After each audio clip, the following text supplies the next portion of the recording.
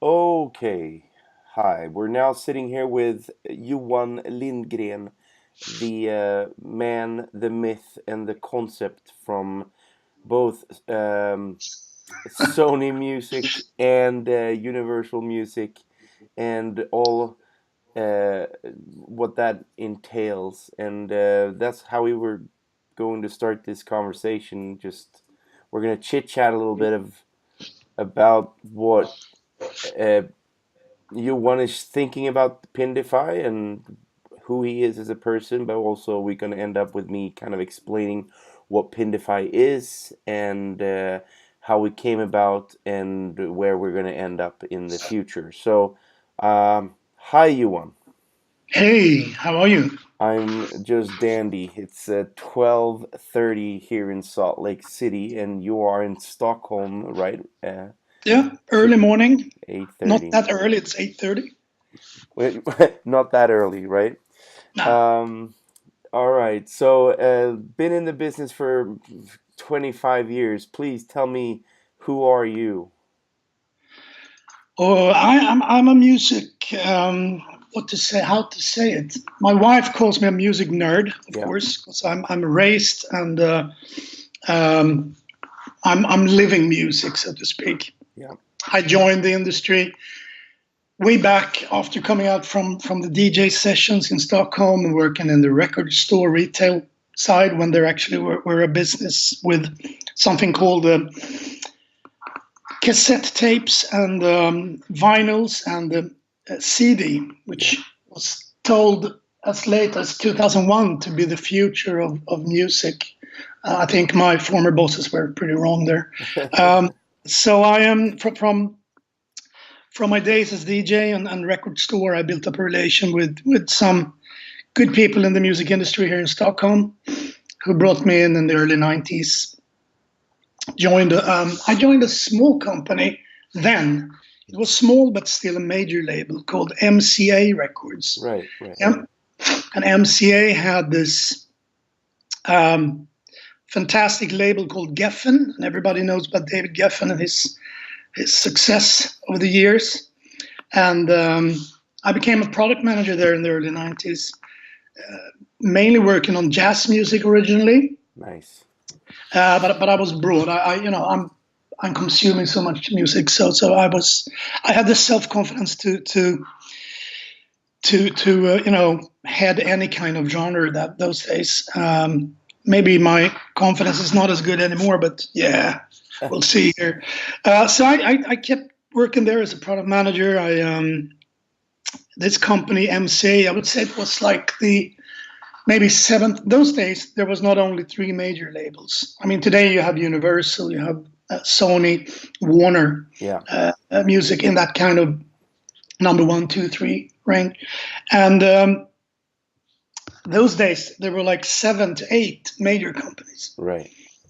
and MC. EMI was one, right? EMI was there, BMG, Right. the German company was there, Polygram from Holland was there, Oh, and they were major players. I mean, Polygram was almost the biggest company for many years, wow. due to that they had a lot of US sister labels under its umbrella. Yep. Anyway, MCA was,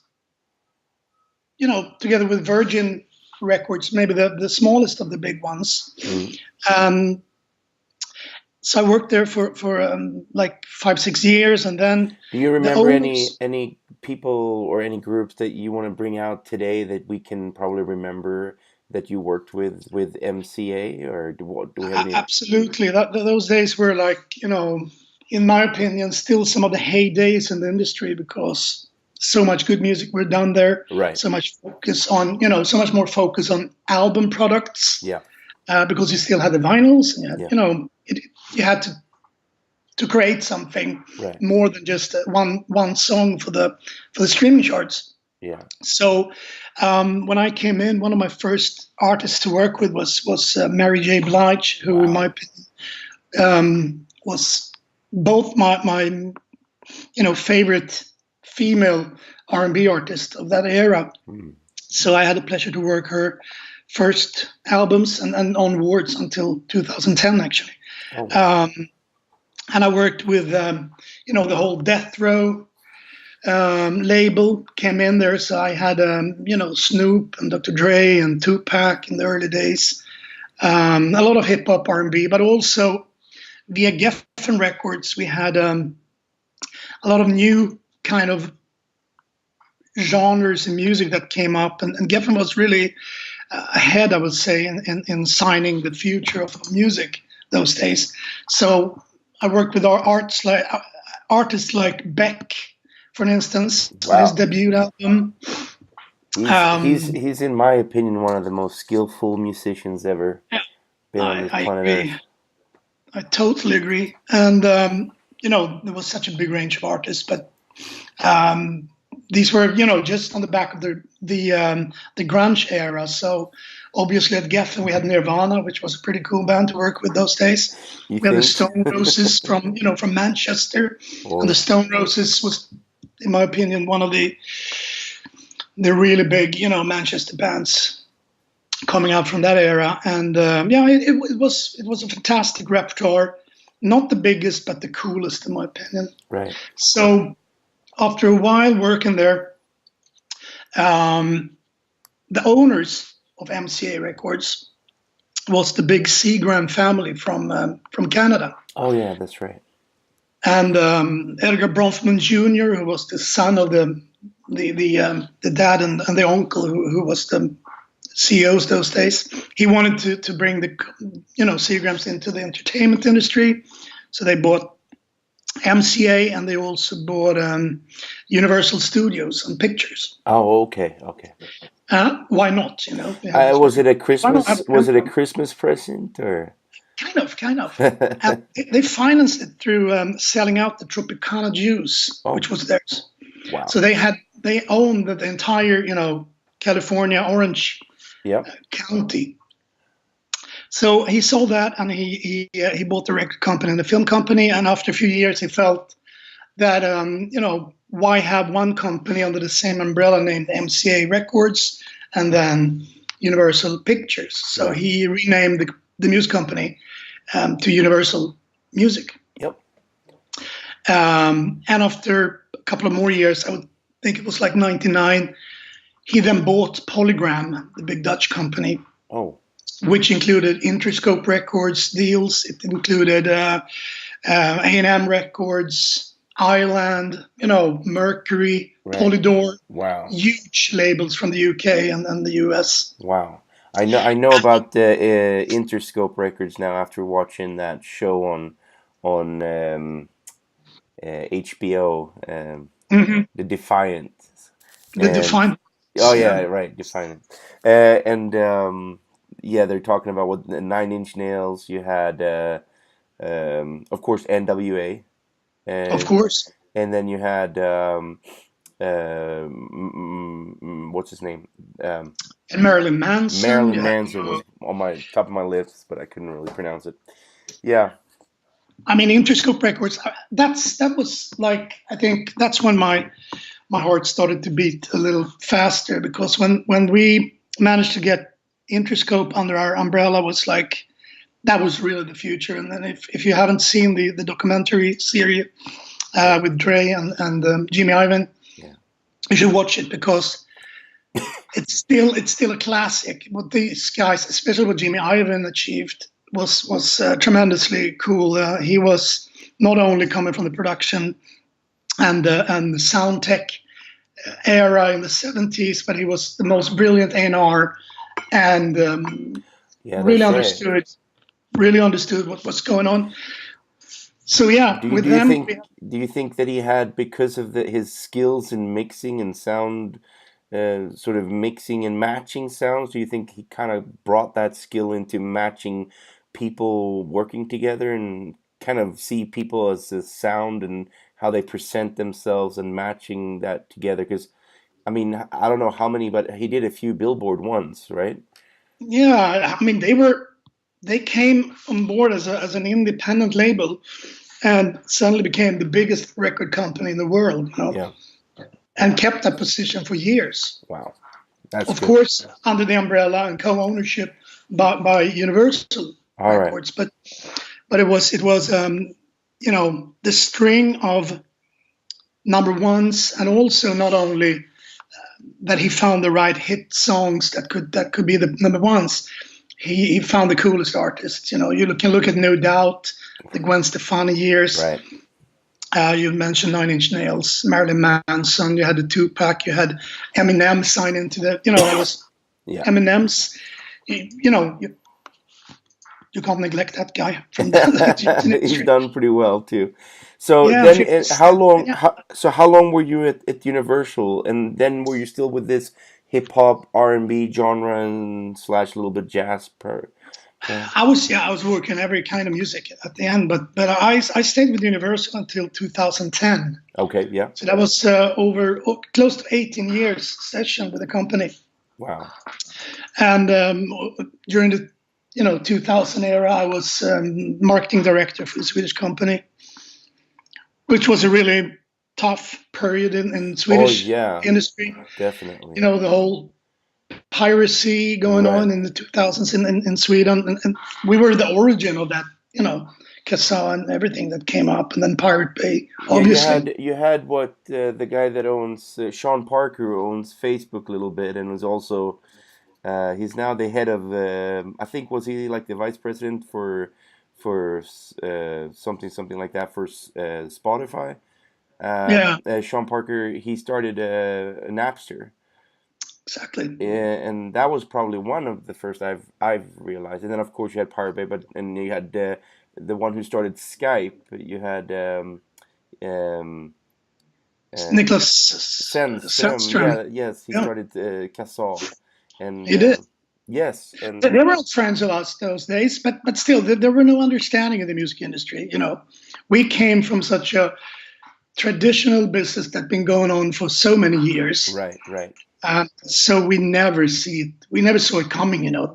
Internet was like something that it was a disease. It was to end in a Right, few right, years. right. And then we have to thank. I mean, we should thank Daniel Ek and Matthias Lorentzon, who started Spotify and really got the big companies to realize that there is a possibility to at least monetize Of on course, copyrights and the streaming of service. course. I mean, we have so much to thank them about, but also you have to remember. I mean, this is just 9 years ago. The record companies were still not really, supporting them. We were No, like, okay, guys, see you later. We still have our CD. It's going to survive. right, It's going to be the future. It's here for life. So it was not until like 2008, 2009 that finally Spotify got the deals together with the major labels. And of course, Sweden was the first platform for it to really take off because of several happenings that year. I mean, first of all, we managed to get a new law in Sweden where we could actually track down the big, BitTorrent yeah, piracy dudes yeah, who was sitting on millions of music in their computers and sharing for free. right, So we had this law called the iPred law that came in. We also had this trial against the Pirate Bay guys, and they went down on really, tough right, charges, and at the same time, Spotify made their big action. So it was a very, very perfect start for them in that period. right, right. There was a perfect timing. The Um, time was great. So and then you went into and then you did about 7 years in Sony. Not really. I Oh ended yes. 2010. Then I had my own company for 2 years, Oh yeah, that's right. setting up various consultancy within the industry. Right. And then Sony Music came and said, "Hey, why don't you join us?" And I couldn't resist that because of the market was really exploding again. Right. Right. 2012, we saw this curve coming back, and you could really see that in a few years we might be back on the same level of revenues that we had before 2001 when the big dip came Yeah. along. And suddenly, the industry was able to hire people again and increase the staff, and not only that, invest money in A&Ring and really signing new interesting stuff, Wow. broaden up the Yeah. catalogs and back in business. Yeah. So I Yeah. couldn't resist. I joined them and I stayed there for 5 years. So yeah, and we've been in contact for, I guess you saw, because we can do a transition now a little bit over to Pindify, basically what I started 7 years ago. Started off as a collaborative platform, and it was then becoming into more of a market platform, and it became Pindify. But you've been having a chance to look at what we've been doing, just like a glance of what we've been doing for almost a year and a half, maybe. I would say that, yeah, Yeah, yeah. and so as a transition, coming from your background, knowing exactly everything about the I mean, both sides of the spectrum, before pre-internet and post-internet, what Mm. would you say was so interesting with Pindify to you that made you kind Yeah, of wake up? Just one or two, one line yeah. or two lines. I mean, the first thing that I saw was that this was for the first time ever. I've been through so many, music platform, tech biz, trying to get out there and be competitive to the ones who are really established themselves. So when I saw Pindify, I saw this model of, first of all, a proper way for the artists Yeah. and musicians to actually earn the right money for their content. Mm. But I saw more than that. I saw like, I want to take it like this: artists of today, modern artists especially, young artists, are so much um, more into the understanding of that they are actually more of business than just a musician. Right, right. And they're a little bit Yeah, more, they're more like more vibrant when it comes to what they produce. absolutely, much more business driven, and maybe, which is in a dream scenario for me in the future. I mean, artists need to look at themselves, of course, as artists, because it's art you're creating, and Yeah. it comes from your creative soul. But it's business. Yeah. You need to combine these two parts of your living. Yeah. And on Pin, I saw that, hey, you can be the artist, you can start up your portfolio, your platform, and you can put up all your content there. You can really exploit your music in a way not really seen before. Maybe you have to go back to like MySpace or something like that Yeah. to find, a similar way of exposing Expression. yourself. Yeah. Yeah. But Because the combination here with that you can actually interact yeah. at the same time, interact and showcase your portfolio, your art. Yeah.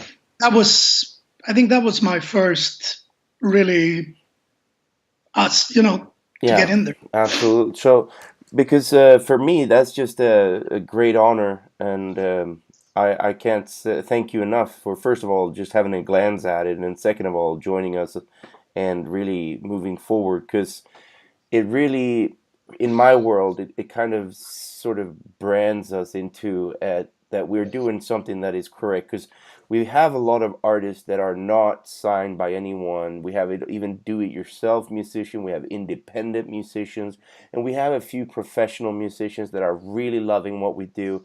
But to have someone like you on top of the sort of the mountain of the business itself kind of legitimizes the whole process and the platform itself. So, because what I wanted to do was to take the best of what business could do and what I could basically see what was out there. And today, there was no marketplace. That's it. That's the word. That's the single word I've been looking for so long. And I think Right.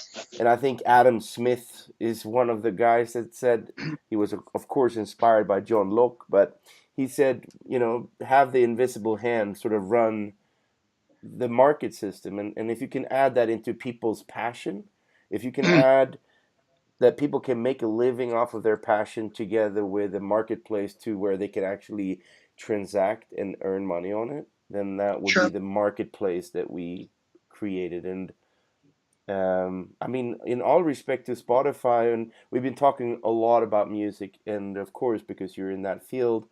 But so to keep it more in tune, we are into podcasting, blogging, vlogging. Exactly. We have images, photography, design work, um, all the arts and media that you can Yeah. present, and Yeah. you can make money off of it. So Yeah. Can I just add something there? sure, Because you're so right there.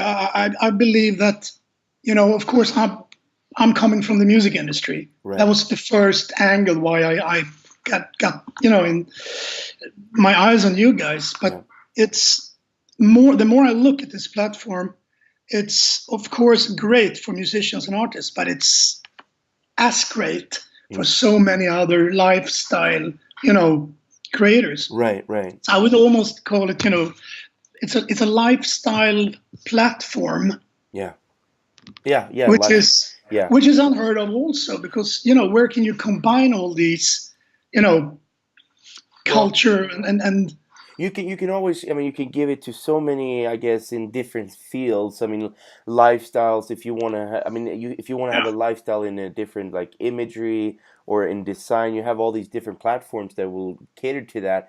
But that's a lifestyle where they can be inspired and they can sort of collect the items, but there's no transaction going on. And I think exactly, that's basically what a marketplace needs, is a transaction. Otherwise, it's a social media, or if it's only transaction, it's a library today. exactly, So today you have exactly, today you have Netflix, you have Spotify, you have some really good product, like libraries of content, but there's yeah, no context, like articles written about the content, or yeah, and there's no relations or engagement between the artist and their fans.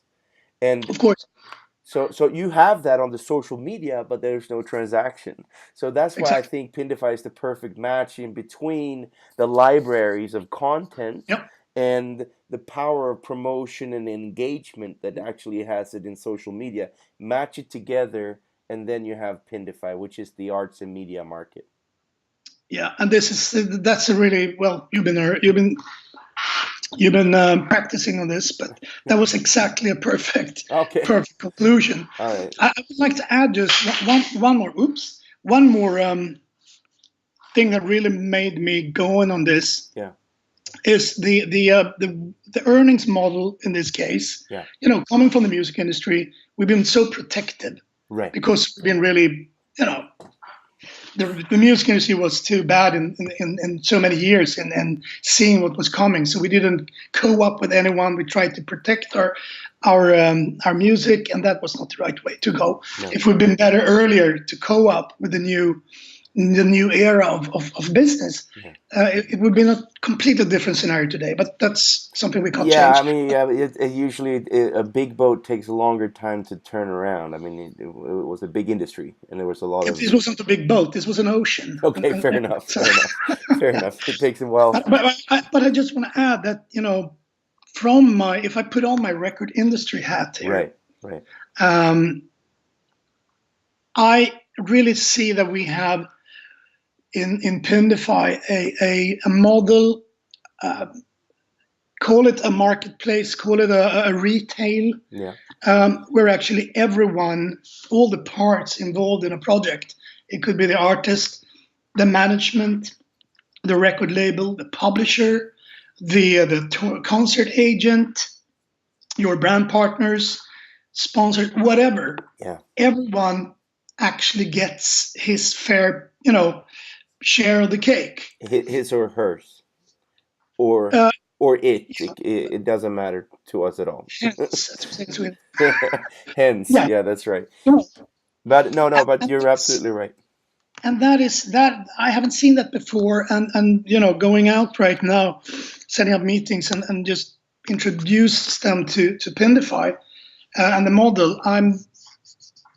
I felt when I joined that can we explain this to the industry? Right. Then Yeah. we're in a really really good position, and the response coming right now is thumbs up and a very open-minded and Right.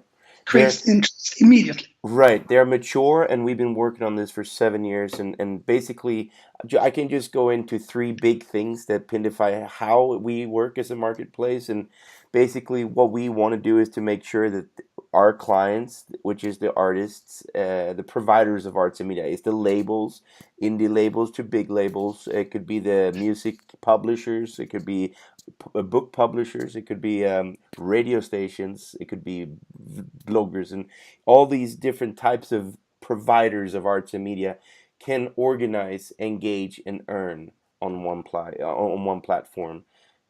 So if I just jump into the organize area, it's basically allowing you to publish, distribute, manage, and provide security and verify both your rights, everything based on blockchain that we are working on. We're actually connecting 4 tiers of blockchain, so 4 tiers of decentralized data that can be into tier to one ledger that is also Yeah, decentralized, and then we can verify identity, we can verify rights and ownership, and we can verify the account and payout. So that's the organization part, which is very important. I think that's why we hear a lot of labels listening to us, that we are coming from that standpoint, that exactly. we are very prone to making sure that everyone gets paid for what they have their contracts for, and so that's very important.